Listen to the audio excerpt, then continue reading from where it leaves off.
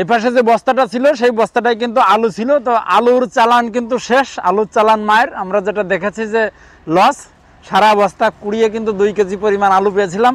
এটা দেখতে পাচ্ছেন, এটা হচ্ছে পেঁয়াজ। আজকে আমরা পেঁয়াজ উঠিয়ে দেখবো যে আসলে কি রকম সাইজের পেঁয়াজ হয় বা কতটুকু পেঁয়াজ হয়।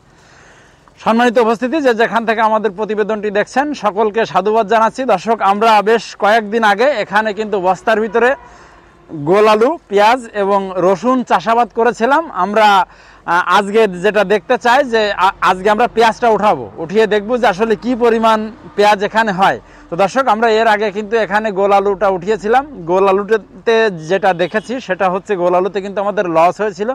আজকে আমরা পেঁয়াজটা উঠাবো, পেঁয়াজের রেজাল্টটা কেমন হয় সেটাই কিন্তু আমরা আজকে দেখতে চাচ্ছি। পাশাপাশি আমার পাশে এই যেটা দেখতে পাচ্ছেন এটা কিন্তু রসুন গাছ এখনও দেখতে পাচ্ছি যে স্ট্রং আছে, এখনও সবুজ আছে।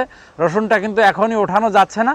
তো আমরা আজকে পেঁয়াজটা উঠিয়ে দেখবো যে আসলে কি পরিমাণ পেঁয়াজ এ থেকে পাই। এটা কি আসলে আমাদের জন্য লাভজনক হবে নাকি এটাও লস প্রজেক্ট হবে আলুর মতো। তো দর্শক, আমরা এখন দেখবো যে আসলে বস্তাটা ফেড়ে ফেলবো যে কীরকম পেঁয়াজ এখানে হতে পারে।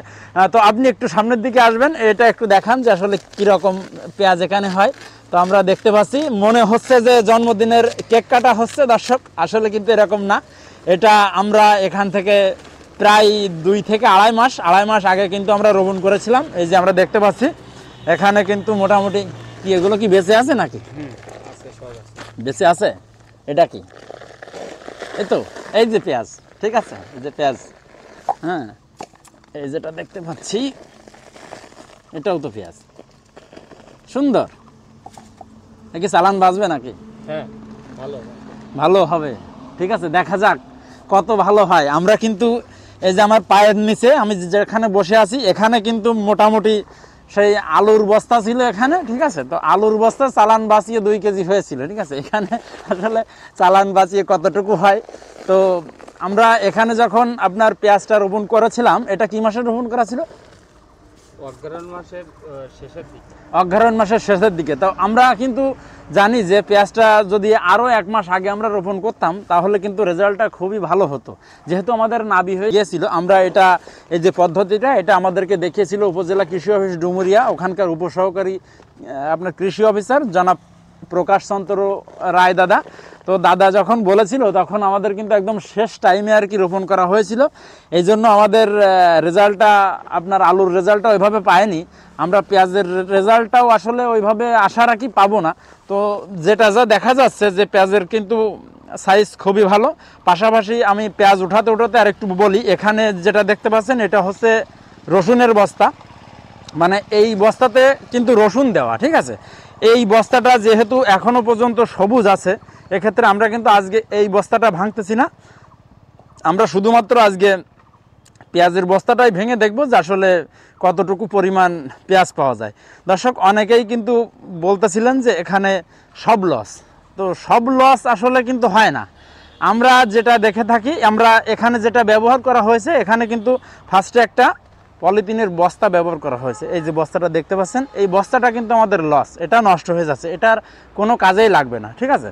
মাঝখানে এই যে পাইপটা দেখতে পাচ্ছি আমরা, ঠিক আছে, আগের দিনকার পাইপটা আমি একটু দেখাই।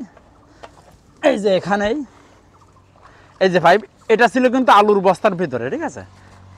এই যে পাইপটা যদি খুলি দেখতে পাবেন, এই যে পাইপের কিন্তু এই যে ছিদ্র দেওয়া আছে, ছিদ্র দিয়ে কিন্তু পানিটা আর কি নিষ্কাশন হতো। এখান থেকে আমরা পানিটা দিতাম, এখানে কিন্তু আটকানো, এখান থেকে আপনার ডিরেক্টলি পানিটা যাতে চলে না যায় এভাবে কিন্তু মানে আর কি বস্তার ভিতরে দেওয়া ছিল। এতেও কিন্তু দেওয়া আর কি সব শেষ। তো আমরা এইটা দেখি, ভিতরে যেহেতু আর পেঁয়াজ নাই, এই যে আমরা এখানেও কিন্তু এরকম একটা পাইপ পেয়েছি। এই পাইপটা কিন্তু আরও 10 থেকে 15 বছর, মানে আমি কতদিন টিকবো তার তো কোনো গ্যারান্টি নেই, কিন্তু এই পাইপটা কিন্তু টিকে থাকবে এখনও 20 বছর, সেটা কিন্তু গ্যারান্টি, ঠিক আছে।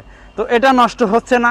এই যে মাটিটা আমরা যেটা দেখতে পাচ্ছি, এই মাটিতে কিন্তু পুনরায় আমরা আবারও অন্য কোনো সবজি কিংবা আবারও সামনের বছর কিন্তু পেঁয়াজ কিংবা আলু আমরা রোপণ করতে পারবো। শুধু দর্শক, আমরা শেষ টাইমে যেটা পেলাম, আমরা কিন্তু দেখতে পেলাম যে অল্প কিছু পরিমাণ পেঁয়াজ আর কি নষ্ট হয়ে গিয়েছে, এটা পানি দেওয়ার জন্য হয়তো বা হতে পারে।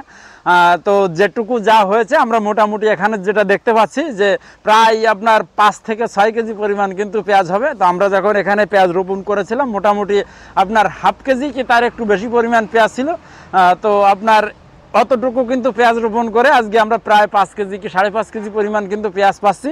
তো এটা আমরা আশা রাখি যে লাভজনক। তো আমাদের বাড়ির আঙ্গিনায় যদি এরকম জায়গা থেকে থাকে সেখানে কিন্তু আমরা অবশ্যই বেশ কয়েকটা বস্তার ভিতরে যদি আমরা পেঁয়াজ চাষাবাদ করি আমাদের বাড়ির যে খাওয়ার যে চাহিদা এটা কিন্তু আমরা মোটামুটি আমরা পূরণ করতে পারবো। পাশাপাশি আমাদেরকে যেটা মেনলি খেয়াল করতে হবে সেটা হচ্ছে আমাদের এই যে বস্তাটা যেখানে স্থাপন করব আমরা অবশ্যই আপনার সকাল থেকে সন্ধ্যা পর্যন্ত সূর্যের আলো পায় এরকম জায়গায় কিন্তু আমাদের রোপণ করতে হবে। কারণ এর আগের ভিডিওতে আমরা দেখিয়েছি ছায়া জায়গায় যারা এই বস্তার ভিতরে পেঁয়াজ কিংবা রসুন চাষাবাদ করেছেন, ঠিক আছে, তাদের কিন্তু একদম মানে আর কি জিরো, মানে যতটুকু আর কি রোপণ করা হয়েছিল তা থেকে কিন্তু আরও কম হয়ে গিয়েছে।